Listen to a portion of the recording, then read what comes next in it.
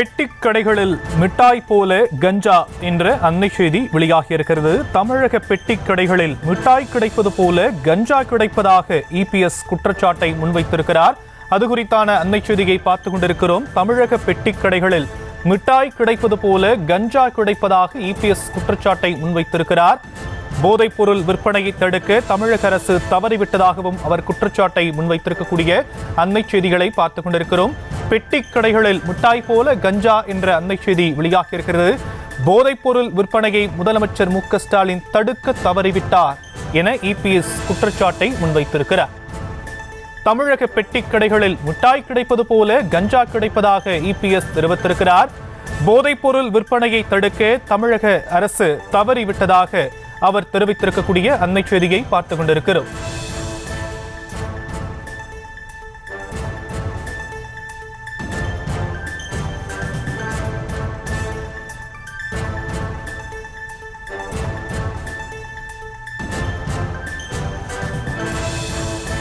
தமிழக பெட்டி கடைகளில் மிட்டாய் கிடைப்பது போல கஞ்சா கிடைப்பதாக இபிஎஸ் குற்றச்சாட்டை முன்வைத்திருக்கக்கூடிய நிலையில் இது குறித்தான முழு விவரங்களை செய்தியாளர் ராஜேஷ் வழங்க நாம் கேட்கலாம்.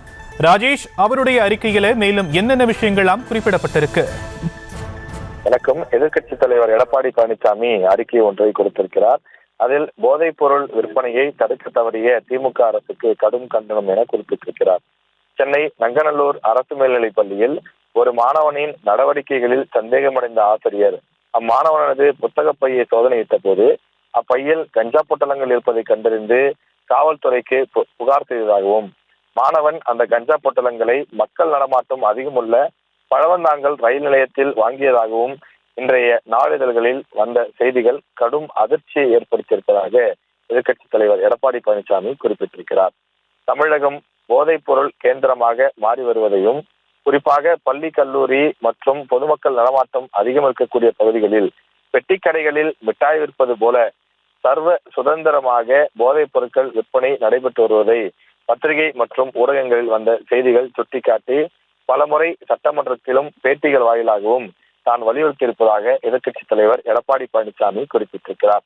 நம்முடைய அடுத்த தலைமுறையை பாழாக்கும் போதைப் பொருள் விற்பனையை இரும்பு கரம் கொண்டு அடக்க வேண்டிய காவல்துறையை எதிர்க்கட்சியினரை மட்டும் பழிவாங்கும் ஏவல் துறையாக பயன்படுத்தும் திமுகவினுடைய அரசுக்கு கண்டனம் என அவர் குறிப்பிட்டிருக்கிறார்.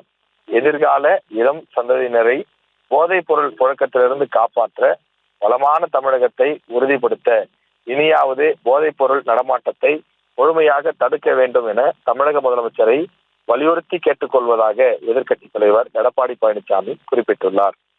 தற்போதைய விவரங்களுக்கு நன்றி ராஜேஷ். செய்திகளை உடனுக்குடனும் துல்லியமாகவும் தெரிந்து கொள்ள சப்ஸ்கிரைப் பண்ணுங்க.